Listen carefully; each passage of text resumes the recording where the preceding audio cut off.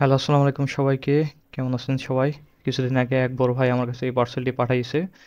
এটা মূলত একটা মাল্টিমিডিয়া প্রজেক্টর। তো তিনি বলছেন যে তিনি কয়েকবার ব্যবহার করছেন, দেন অনেক দিন যাবত এটাকে ফেলায় রাখছেন এবং বর্তমানে তিনি এটাকে অন করলে ডিসপ্লে নাকি একটু ঝাপসা আসে। আমি এগুলো কিন্তু সারাই করি না, কিন্তু উনি যেহেতু পাঠাইছে তো ভাবলাম এই সুযোগে আপনাদেরকেও দেখাই এর ভিতরে কী কী মেকানিজম রয়েছে। প্রথমে পার্সেলটাকে একটু খুলে নিতে হবে।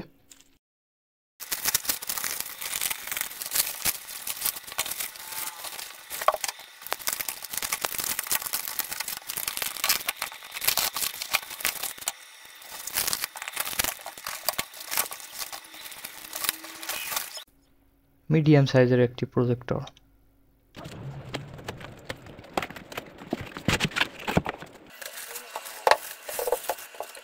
তো এই হচ্ছে প্রজেক্টরটি, একটু মিডিয়াম সাইজেরই প্রজেক্টর এইটা। দেখতে একদম নতুনের মতনই কন্ডিশনে রয়েছে এবং এর বর্তমান মার্কেট প্রাইস 15,000 টাকার আশেপাশে। এবং এটার ডিসপ্লে ঘোলা আসার পিছনে আসলে দুইটা কারণ হতে পারে। এক হচ্ছে গিয়ে এই লেন্সটা যদি ঘোলা হয়ে যায় সেক্ষেত্রে ডিসপ্লেটা ঘোলা আসতে পারে, এবং দ্বিতীয় সমস্যা হতে পারে এর যে ভিতরে একটা ইনার ডিসপ্লে রয়েছে ওইটা যদি ঘোলা হয়ে যায় তাহলেও কিন্তু ঘোলা আসতে পারে।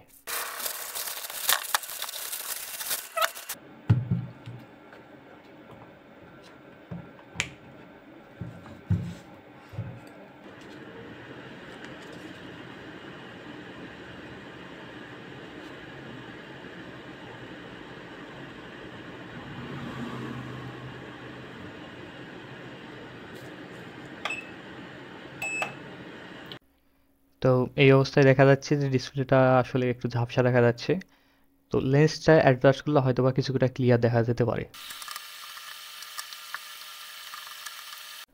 লেন্স অ্যাডজাস্ট করার পরে দেখুন বেশ অনেকটাই ক্লিয়ার দেখা যাচ্ছে। আমার মনে হয় না যে এটার কোনো ইন্টারনাল বা হার্ডওয়্যারের কোনো ইস্যু রয়েছে ডিসপ্লে ঝাপসা আসার কারণে। তো আমি এটাকে আরেকটু দূরে নিয়ে যাই প্লেস করতেছি, এটা দেখার কারণে যে এটা কি এর লেন্থ অর্থাৎ ফোকাস লেন্থের কারণে এমন হচ্ছে কিনা। তো দূরে রাখার পরে আমি দেখলাম যে এটা খুবই ক্লিয়ার দেখা যাচ্ছে। দ্যাটস মিনস এর কোনো হার্ডওয়্যার ইস্যু নেই। এটা মূলত একটা মিনিমাম ডিস্টেন্সে রাখতে হবে আপনার ক্লিয়ার ভিউ পাওয়ার জন্য। এটার যে ফোকাল লেন্সটা রয়েছে অর্থাৎ এই দেখুন এটাকে রোটেট করলে কিন্তু লেন্সটা সামনে বা পিছনে মুভ করে, এটার মাধ্যমে ফোকাসটা ঠিক করা হয়। তো এই ফোকাস লেন্সটাকে সর্বোচ্চ অর্থাৎ একদম যদি বাইরের দিকেও রাখেন তারপরও এটার একটা মিনিমাম ডিস্টেন্স রয়েছে যাতে ডিসপ্লেটা ভিজিবল হয় অর্থাৎ ক্লিয়ার হয়। এর মিনিমাম ডিস্টেন্সটা আমি মেজারমেন্ট করে দেখছি, এটা প্রায় 6 ফিট। অর্থাৎ আপনি যদি সবথেকে কাছেও এটার থেকে ভিজিবল আউটপুট পেতে চান তাহলে আপনার সর্বনিম্ন ডিস্টেন্স হচ্ছে 6 ফিট দূরে এটাকে রাখতে হবে। অর্থাৎ 6 ফিট দূরে রাখলেই আপনি সবথেকে ছোট ডিসপ্লেটা এবং ক্লিয়ার পাবেন। এবং দূরেরটা আমি আসলে মেজার করতে পারি নাই, কারণ এটা আসলে অনেক দূর পর্যন্ত ফোকাস করতে পারে। তো আমরা এটার ভিতরে ইন্সপেকশন করব, কিন্তু তার আগে আমরা এটাকে আমার ল্যাপটপের সাথে কানেক্ট করে দেখব যে এটাতে ভিডিও আসলে কেমন দেখা যাচ্ছে, আপনাদেরকেও একটু দেখাই।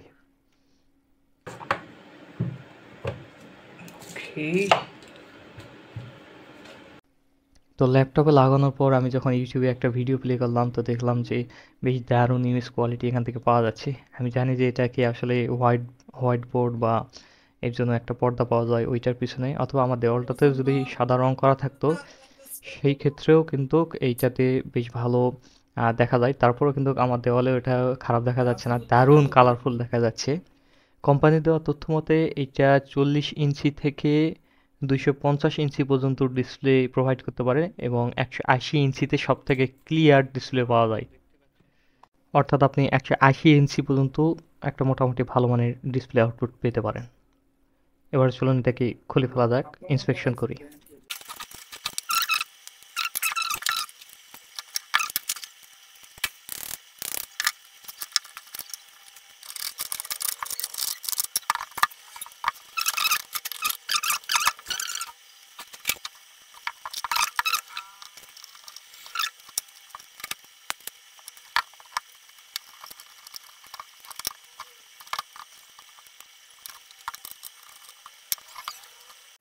তো আমি একটা ভুল করছিলাম যে আমি ব্যাক সাইডে খোলার চেষ্টা করছিলাম, আসলে আমি স্ক্রুগুলো ব্যাক সাইড থেকে খুলেছিলাম তাই ভাবছিলাম ব্যাক সাইডে খুলবে, কিন্তু আসলে এটাকে টপ সাইড থেকে খুলতে হবে, ব্যাক সাইডে না।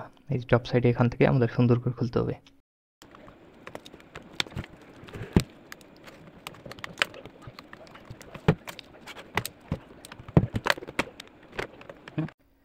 আমাদেরকে একটু সাবধানে এটাকে খুলতে হবে, কারণ এই তারগুলো দেখতেই পাচ্ছেন চারিদিকে ছড়াই ছিটাই রয়েছে।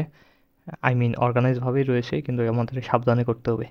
তো এখানে দেখুন একটা মেইন চিপ বা মেইন মাইক্রো কন্ট্রোলার চিপটা আমরা দেখতে পাচ্ছি। আমি জানি না এটা মাইক্রো কন্ট্রোলার চিপ কিনা, তবে এটাই এই সার্কিটের মূল কন্ট্রোলিং করে।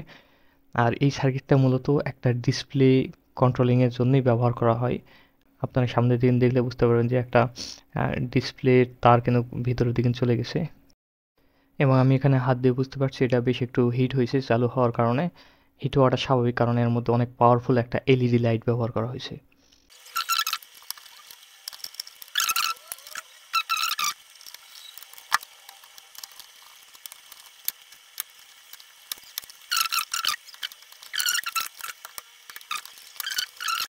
প্রজেক্টরটির এই কর্নারে একটা ভালো মানের স্পিকার আমি দেখতে পাচ্ছি। এটা কিন্তু বেশি লাউড সাউন্ড করে, যখন আমি চালিয়েছিলাম এটা তখন বেশি লাউড সাউন্ড করছিল।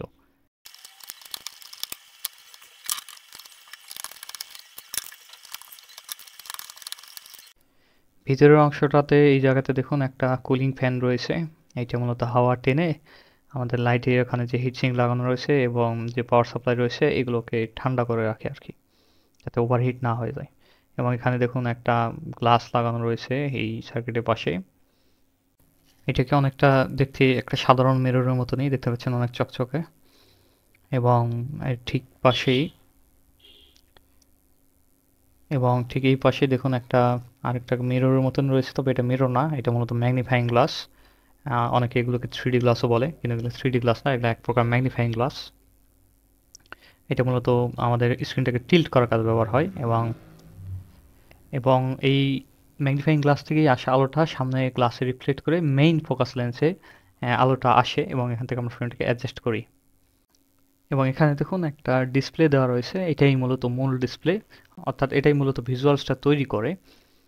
এবং এই ডিসপ্লের কিন্তু কোনো ব্যাক প্যানেল নাই যে এক জায়গায় লাইটটা শুধু একদিকে স্প্রেড করে, এরকম না। এই ডিসপ্লেটাতে আমাদের এই ডান পাশ থেকে একটা খুবই হাই ফ্ল্যাশ লাইট বা লাইট সোর্স থেকে লাইট দেওয়া হয়, দেন এই ডিসপ্লেটা থ্রুতে, অর্থাৎ এটার মধ্য দিয়ে লাইটটা পাস করে, এবং ডিসপ্লেতে থাকা ভিজুয়ালসগুলো এই ম্যাগনিফাইং গ্লাসের থ্রুতে আপনার অনেক দূর অবধি ট্রান্সমিট হয় বা বড় আকারে দেখায়। এই পুরো জিনিসটাকে আরো ভালোভাবে আপনাদেরকে বোঝানোর জন্য আমি এটাকে এই অবস্থায় লাগিয়ে একবার রান করে দেখাচ্ছি, তাহলে আপনারা বুঝবেন বিষয়টা আসলে কিভাবে কাজ করে।